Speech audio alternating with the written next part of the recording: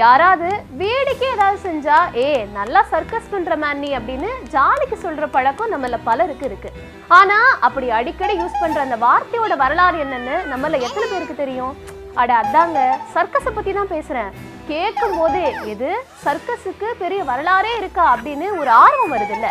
அப்போ அந்த வரலாறு சர்க்கஸுக்குள்ள இருந்தே தெரிஞ்சுட்டா எப்படி இருக்கும்?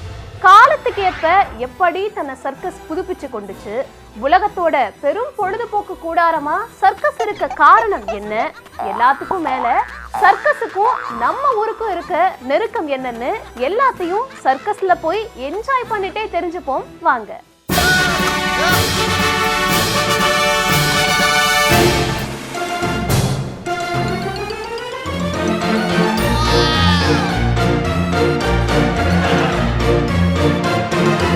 வேடிக்கைகளையும் வியப்பான செய்கைகளையும் செஞ்சு மக்களை மகிழ்விக்கிற சர்க்கஸ் ரோமானியர்களால உருவான கதை.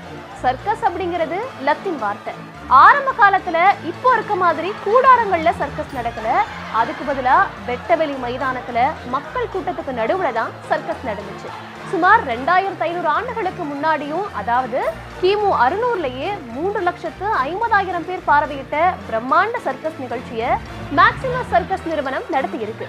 அப்பவே சர்க்கஸ் பிரபலமான ஒண்ணா மக்கள் மத்தியில இருந்தும் இருக்கு.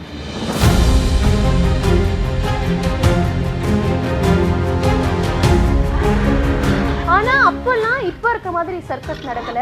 பந்தய போட்டி, வீர விளையாட்டுகளையே வேடிக்கையாவும் மூர்க்கத்தனமாவும் நடத்திருக்காங்க. அப்படி மூர்க்கத்தனமா விளையாடுற வீரர்களை கிளாடியேட்டர்கள்னு சொல்ற வழக்கமும் இருக்கு. அதே மாதிரி கைதிகளை மைதானத்துக்கு நடுவுல விட்டு சிங்கம், புலி உள்ளிட்ட விலங்குகள் கூட போராட விடுற நிகழ்வுகளும் அப்ப இருக்கு. கொலேசியம் அரங்கம் இந்த விளையாட்டுகளுக்கு பெயர் பெற்றது. இப்படி மூர்க்கத்தனமா விளையாட்டுகளை நடத்துற அரங்குகளை சர்க்கஸ் இல்லைன்னா ரிங்குன்னு அழைக்கப்பட்டுச்சு.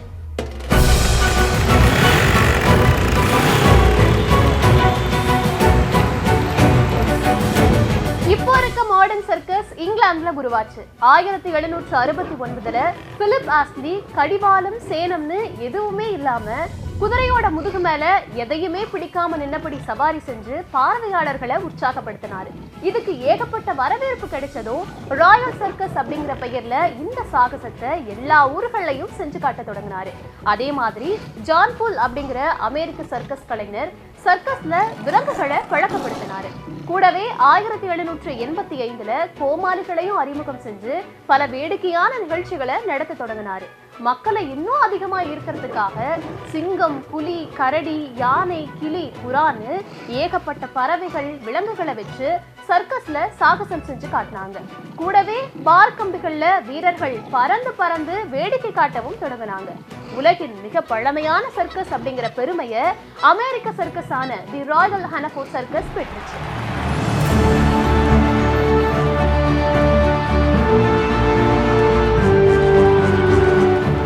எல்லாம் சரி, வெளிநாட்டுல மட்டும்தான் சர்க்கஸ் இருக்கா, அதை பத்தி மட்டுமே சொல்லிட்டு இருக்கீங்களேன்னு நீங்க கேக்குறது எனக்கு கேக்குது. இந்தியாவுக்கே சர்க்கஸ் மூலமா பெருமை சேர்த்தவர் தான் சர்க்கஸ் ஜாம்பவான் சங்கரன்.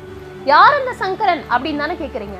நாடு முழுக்க இருக்க பல்வேறு சர்க்கஸ் குழுக்களோட வேலை செஞ்சதுக்கு அப்புறமா விஜயா சர்க்கஸ் நிறுவனத்தை 1951 6,000 ரூபாய்க்கு வாங்கி அதுக்கு ஜெமினி சர்க்கஸ்னு பெயரும் வச்சவர் தான் இந்த சங்கரன். இப்ப தெரிஞ்சிருக்குமே யார் அந்த சங்கரன்னு. அதுக்கடுத்து அந்த சர்க்கஸை மேம்படுத்துவதற்காக பல நடவடிக்கைகளையும் முன்னெடுத்தாரு. 1964 அப்போதைய சோவியத் யூனியன்ல நடந்த சர்வதேச சர்க்கஸ் திருவிழாவுக்கு இந்தியாவோட பிரதிநிதியா ஜெமினி சர்க்கஸை தேர்வு செஞ்சு அனுப்பினாரு அப்போதைய பிரதமர் நேரு. அதுக்கடுத்து தன்னோட 2வது நிறுவனமான ஜம்போ சர்க்கஸை தொடங்கினாரு இந்திய சர்க்கஸ் ஜாம்பவான் சங்கரன்.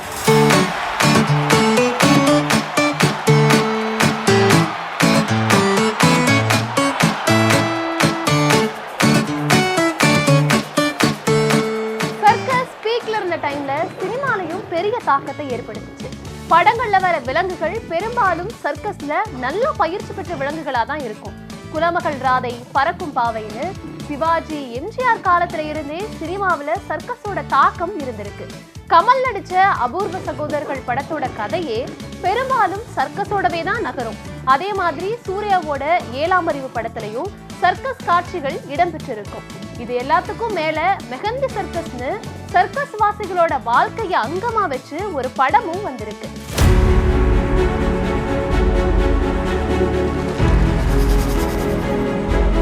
உயிருக்கே ஆபத்து விளைவிக்கிற நிகழ்ச்சிக்கு எதிர்ப்பு தெரிவித்து பல போராட்டங்களை முன்னெடுத்த மனித உரிமை அமைப்புகள் ஆபத்தான ஸ்டண்ட் நிகழ்ச்சிகளை சட்ட போராட்டத்தால நிறுத்திட்டாங்க. கூடவே பீட்டா அமைப்பு விலங்குகளை பாதுகாக்கிற முயற்சியில களமிறங்கியதால சர்க்கஸ்ல இருந்து விலங்குகள் விடைபெற்றுக் கொள்ள வேண்டிய கட்டாயமாச்சு. அதனாலதான் இப்போதைய சர்க்கஸ்கள் எல்லாமே ஆபத்தான விளையாட்டுகள், கோமாளிகள், விலங்குகள்னு பெரிய அளவுல எதுவுமே இல்லாம பயிற்சி பெற்ற நிகழ்ச்சிகளை மட்டும் நடத்த வேண்டிய கட்டாயத்துக்கு தள்ளப்பட்டுச்சு.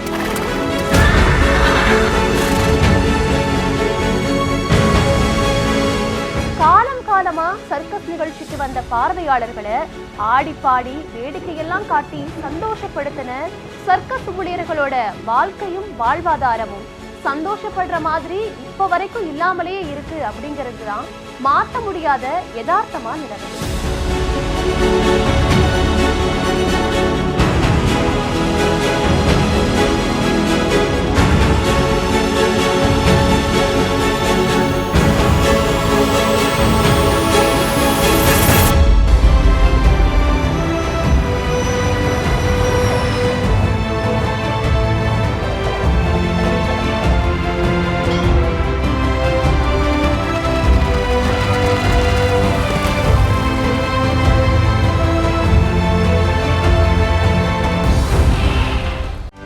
செய்திகளை உடனுக்குடனும் துல்லியமாகவும் தெரிந்து கொள்ள சப்ஸ்கிரைப் பண்ணுங்க.